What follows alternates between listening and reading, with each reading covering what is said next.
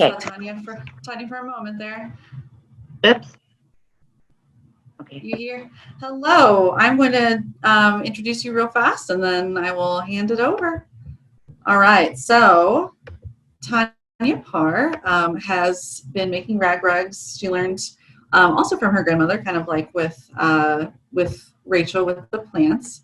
When she became a grandmother herself, she decided to reinstate the tradition and honor that learning and kind of do her own little creative twist by doing unique and vibrant color combinations. So today she'll be talking about how to make a rag rug and kind of her process, and please again feel free to ask questions in the chat or the Q&A as they come up. All right, thanks, Tanya. Okay. Well, as Kate said, when I was a little girl, I was very close to my grandmother, and I would stay with her every summer. And frequently, she would sit and take old pieces of clothing and just start ripping them into strips and tying them or sewing them together. And she would let me roll them in balls, and she'd make these rugs. And I always thought it was really neat. I started crocheting as a teenager, and at some point I've made, everyone that knows me has an Afghan and stuffed animals and sweaters, and I was just looking for a new thing to do. And about the time that my granddaughter was born, I thought, you know what? I should be making rugs. And at the time, I mean, I'm talking like this is 50 years since I've seen my grandmother do this. So a little shaky on the absolute, what do you do? And I got on the internet and looked, and it wasn't as popular as it is now. I found a few places that told me how to get started with making the strips. And what I found at the time was that some people cut them, some people tear them, some people do all kinds of fancy ironing and almost make bias tape. And I just kind of picked what worked for me. I personally can't use scissors for very long, so cutting endless strips that are 3/4 of an inch wide is really not an option because my hands don't work well enough to do that. So I went with the ripping. Now, what this means is that I always have to use woven fabric. I do know people, the minute you tell somebody that you make rugs out of strips, oh, have you ever made them out of plastic bags? Because you can make wonderful mats and stuff. Well, you can actually. And I know a lot of people who do, but you can't rip the bags into strips. You do have to actually use your scissors and cut those up. Likewise, you can use knit fabrics. My mother told me that grandmother actually used old socks and things, which kind of grosses me out. But she would take them and she would cut them in spirals so that she would end up with one long knit thing. So you can be as adventurous as you want to be with the materials you use. Today, I'm kind of presupposing that someone who's ready to work on a rug probably knows how to crochet.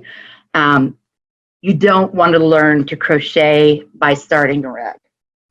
For one thing, it's a very time consuming. It can be expensive. And fabric, unless you're using the knit strips, if you're just using cotton, which is kind of the traditional, it doesn't have a lot of give to it. So you have to already have a certain comfort level with crocheting and with being able to keep your stitch even, the tension, which is always the hardest part, I think, of any crochet project, is keeping your stitch real even so that your project doesn't just keep growing or shrinking. I have only ever used single stitches. I've only seen single stitches used.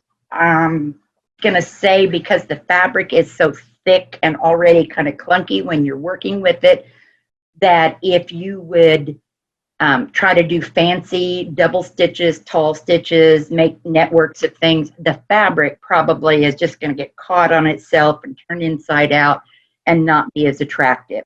So I'm going to also say that I think traditionally this was a way to provide your home with something that it needed by getting the last possible breath out of the clothes that were falling to pieces. My grandmother, of course, was a young woman in the Depression in the 30s, and they learned how to squeeze the life out of absolutely everything they did. So, you know, if your whole clothes got too worn to actually mend them anymore, that you would then try to make a rug out of them. And even using really old fabric that's quite threadbare, these rugs are, I mean, they last. They last. I decided at some point that I was going to have fun. I'm holding up trying to see if the colors are going to come across.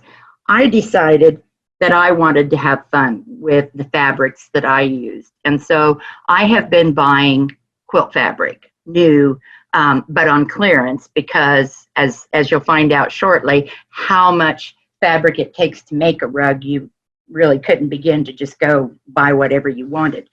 But there are lots of places online and, you know, in downtown stores and stuff that when they get to the end and there's only a few yards of fabric left and it's been around a while, it gets real cheap.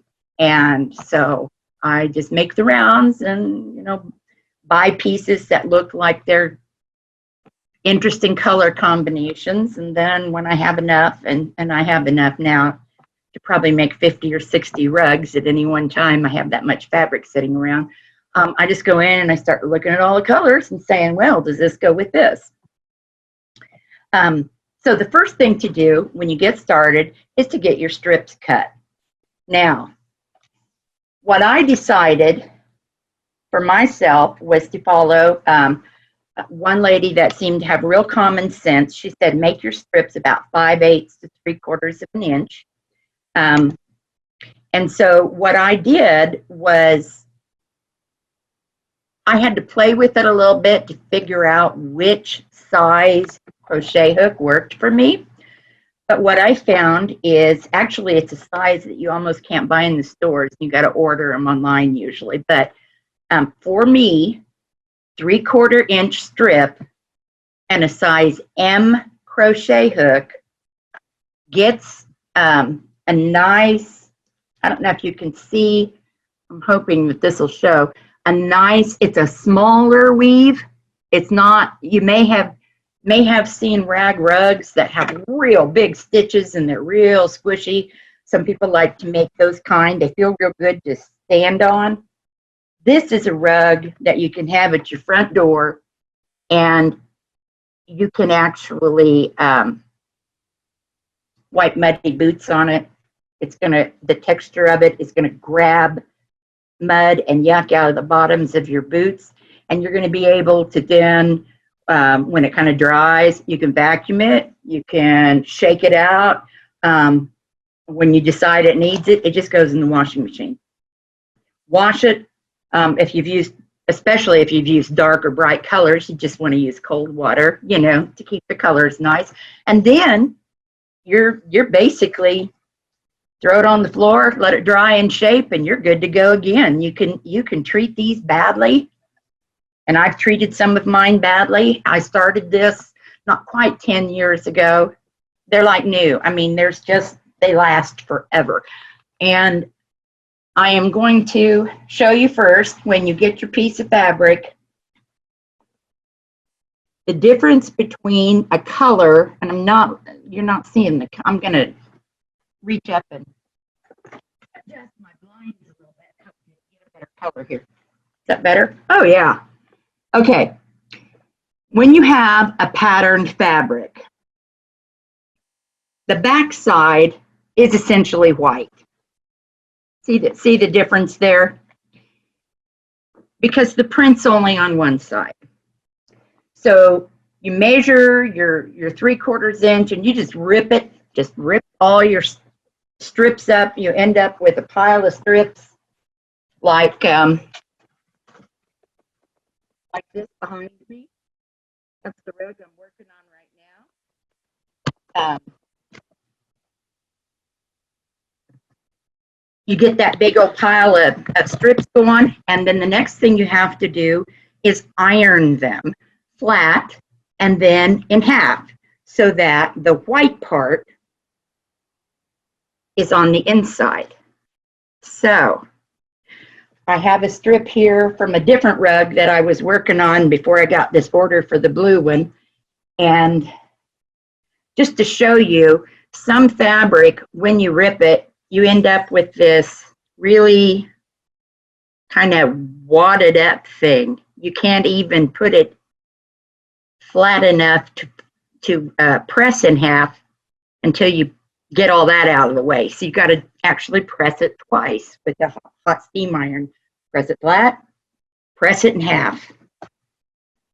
I used to get out my sewing machine at that point and take all these pressed things and then, attach them together at the ends with the sewing machine, and then roll them into balls. And at some point I realized that I was spending actually several hours per rug by the time I got the sewing machine out, got the bobbin filled, and put all the strips together, and then sat and rolled them evenly, because you've got to keep the strip flat as you're rolling it. And I kind of decided that was time spent that just didn't need to be spent. So now I do all my pressing of my strips, and I just leave them in a pile, and I crochet one in, and then I just pick up the next one. I take a needle and thread, put about 4 good stitches, whip those 2 guys together, and crochet that one in. You can, I know a lot of people do this too, you can cut a little strip in the ends of 2 pieces. And you can look this up online if you're interested in doing it, and pull it through. It's handy, no doubt about it, but the ends will stick out. And it's no big deal in the inside of your rug, but I started doing it, and I started noticing how there were all these kind of raw edges and frayed pieces sticking out around the border of the rug. And I decided to, for myself, I didn't want that. So I actually, after they're already pressed in half, I just close them together like this, and then just do some little whip stitches right there and keep moving on. So for me, the 3/4 inch and the size M hook work really well. What I found was I tried it with about a 5/8 inch and the next size smaller hook, and you're just going forever. To make a 2 by 3 foot rug, it takes about 30 times around, and ironing all those strips. And so then I actually went up to an end, and I found that I had pretty big holes when I was crocheting. There's always a little bit, you can see my skin through that there's always a little bit of a hole in there, and that gets, as people walk on that fills in. You wash it and walk on it, and it'll be pretty solid. But the end, in order to not have the holes, I was having to cut my fabric like an inch at least wide. And then I was using a lot more fabric. And in fact, even with the M, for a 2 by 3 foot oval rug, takes almost 9.5 yards of fabric. So that's a rug like you have at your front door, or maybe in your bathroom, in front of the sink, just a 2 by 3 foot rug, 9.5 yards of fabric. It's not a quick hobby. I'm going to say One way you can save time is to use solid colors because you don't have to iron them in half. They're dyed all the way through, so you can just go ahead and cut them into strips and just get to crocheting with them. And I, in fact, have 2 of those in my house because when I'm trying to decide if I like a new pattern, I just do it that way so that I can get it put together real quickly to see how the pattern works. I think they look nicer with patterns in them. They're more interesting. And they look more, I mean, it's an antique concept and it's kind of an antique looking thing. So there's that, you know, too, that you use that. But the more patterned strips you have, the more ironing you have to do. And it's real easy to get 12, 15, 18 hours of ironing in just to make, you know, a 2x3 or 2x4 foot rug if it's all patterned. So what I have found works for me is to go ahead and mix a little bit, put a few solid colors in just to make the colors that I'm seeing pop. And that's how I've been doing it. So that really, the only thing that's hard about this is getting your rugs to lay flat. And when I started, I was not seeing a lot of information online about how to make oval and round rugs. And so I started with what I know, which is just making a rectangle rug. Plus I'm kind of square. So I just like that symmetry in my life. I'm an accountant, you know, we're risk averse is a way to say it. And so I started out trying to just go around and around and around and around like I'd seen Grandma do. And what I found is on a rectangle rug, it pulls as you keep going. And I ended up with a diamond-shaped rug. And I tried a couple of different times. And I kept ending up with diamond-shaped rugs, which I kept throwing away. And then my daughter would get them out of the trash and, you know, use them in her mudroom. But so what I did to get around that was I started out, I'm going to stand back further so that you can see the rug, is I started out just going up and down, just straight, make my square. And then when I was done with the square, I just went around it, you know, with like 3 or 4 rows to make a border. Well, that's real safe. You don't end up with a diamond that way. And then I also figured out that if I wanted stripes that went around and around and around, what I could do is start with your chain, crochet down one side, do your nice neat corner. If you crochet, a standard corner is to do a single crochet, 2 chains, and a single crochet in your corner, and then go across the end and keep doing that.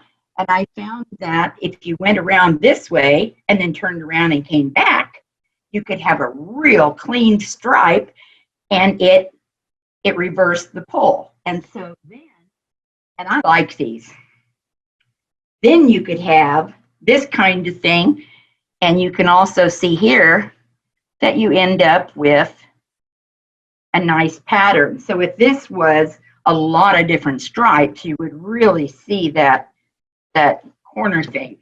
The only thing that I have found that makes this not just straightforward is, and I'll see if I can say this in a way that makes sense, is that the stitches are not quite as tall as they are wide. And so sometimes you end up with the corners really sticking out. You have to be open to skipping a stitch here and there on the corners. I usually have to do this for a 2x3 foot rug.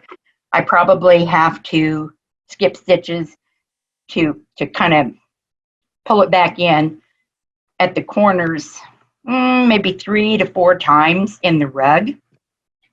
And you'll know when it's getting that way because the one I'm working on right here, you can already kind of see that it's pulling out at the corners. So as I come up this time, I'm going to skip the last stitch and go straight from the second stitch to my corner right there and do my single crochet, chain 2 single crochet around the edge, and then I'm going to skip this stitch and go right on. Now for the next few rows, the corners are going to be a little pulled in and a little rounded, but 6 or 7 rows in the future, they're going to be nice and square. And then a few rows after that, the corners are going to be sticking out again. It's going to be time to do it again. Basically, you'll just see it and you'll know you have to do it. To get the oval ones to stay flat, I finally found a lady that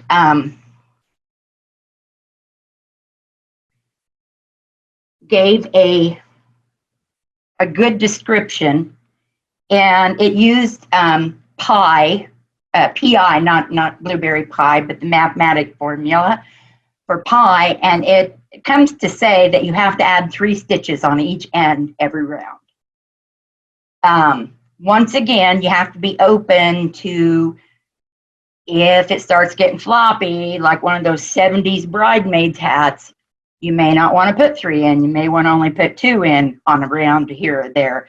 Or if it's just getting too tight and it's bowing up like a bowl, then you might have to put an extra stitch in. So what I would say is that as you go around, don't do more than 2 rows around without laying it flat on your table or on the floor and seeing if it's laying flat or not. And that way you can adjust your stitches the next time you go around. After you make a few, you get used to it. This is what happens when you just go around continuously. It has this kind of a look to it. This is what Grandma's rugs always looked like, and I always liked that look. The only bad thing about that is, let me see if I can not crash this. When you're going just around and around and around, at some point you have to go change your color, and it's continuous, so you don't get a clean stripe. You can have the stripes, but at some point, as you can see, as you go around, at some point they have to stop. So there's that. And if you don't want that to look like that, and you want clean stripes that end and are completely finite stripes, then you just go around one way, join it, chain 1, and then turn around and come back the other way. The rug doesn't have the same texture. You can see it looks more like it's braided in rows. But I started doing that, and people seem to really like to have the option of having stripes. Some people like those random ones, like the last 2 rugs I showed you, but a lot of people like to have, you know, their theme in stripes. So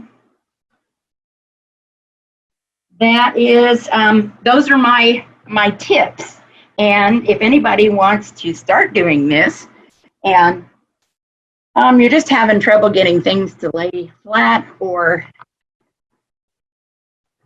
getting your holes to not be so big, or whatever, I have a page on Facebook called Tanya's Rag Rugs, and you are welcome to send me a message or make a comment on there. When I get rugs done, I post them. Sometimes it's a couple of months because I do work full time, so you know I don't always have 20 or 30 hours to make a rug. But every time I do make one, I post them and just let you see what I'm working on that's new and different. And I would be happy to come back and answer questions or work with someone. Okay, Tanya, that was wonderful. I am going to say I've been a big fan of your rugs, and it's inspired me to make my own. And they don't look as good as yours. And now I know why, because of like all of these tips you've given me. And so this has been extremely helpful. I was wondering if anybody had any other questions for Tanya. Like she said, Tanya's Rag Rugs on Facebook is where you can find her, and you can shoot her a message. I love the the ones with the patterns kind of remind me of quilts, you know, so it's kind of like two different traditional textile things all kind of wrapped up in one. So yes, and I wish there was a way to actually get the detail, but these are quilt, you know, fabrics, and I bought all of these fabrics from different stores, so they didn't, you know, I start going through my stash and I see that I've got teal that's got white and silver in it. Oh, then look, I've got gray that has yellow and not teal, aqua. And then I have yellow that's got gray in it. And, oh my gosh, I think that's a rug. I think that's going to work. And I love it. It's really, this happened at a time in my life that was just really opportune. It has made me appreciate sitting at home with my dog, listening to an audiobook, and working on a rug. Good. I've got a question from the audience. How do you recommend washing them? I wash mine in cold water with soap. I usually put it on a normal cycle because frequently they're real dirty. I like to have rugs. Grandma always did, had a rug in front of every chair or in front of her sofa, a long, narrow one, so that, you know, with your feet just there, if you're not a household that takes your shoes off. And so all of that kind of grunge that gets on your high walkways can get on your rug instead of your carpet or wearing down your wood floor. And the rugs get dirty. Just put them in a normal cycle. If it's 100% cotton like mine are, soap. You could wash them on warm. They'll fade a little faster. They'll get cleaner probably if you got something real nasty on it, but I wash them in cold water. And then in the machine too. Like in the washer. Oh, yeah. That's wonderful. That's wonderful. Yes. Yeah. And like I said, they're tough. They last forever. That is wonderful. Let's see. And as a follow-up, do you air dry or do you put in the dryer? I prefer to air dry because I like to, if you have anything that isn't absolutely perfect, you can pull it into shape, pat it, let it air dry, especially if you have one of those like sweater things. Or you can even put it over a rail or a chair back, although it might end up with shoulder nipples if it's not completely, you know, flat. One lady that has several of my rugs says she just throws them right in the dryer. I think they're getting a little faded a little faster, but it doesn't hurt them. That's for sure. This is wonderful to know. Well, we are right at time. I am very grateful for this. I've learned so much, and I would definitely recommend everybody checking out Tanya's Facebook page and asking her any future questions or checking out the cool patterns that she's got going on. Can I say one real quick thing? Yeah. Because of the amount of fabric in it and because of the amount of time that you put into it, I think the potential to make money doing this is real low. Because like I say, to iron and that kind of thing for a 2 by 3 foot rug, you've got minimum 20 hours in it, up to 30. Depending on how difficult. So obviously, I personally charge $55 for a 2 by 3 foot rug. That's a lot when you think that, you know, you can go to Walmart and get a rug for $14. So it's not a money maker, but it does last forever, and it's an heirloom, and it's real satisfying. And you know how much love went into it. So yeah, it's worth it. Yes. Well, thank you so much, Tanya. That was wonderful. We are going to switch over to our next presenter. Thank you. I hope you have a wonderful rest of the day. Thanks.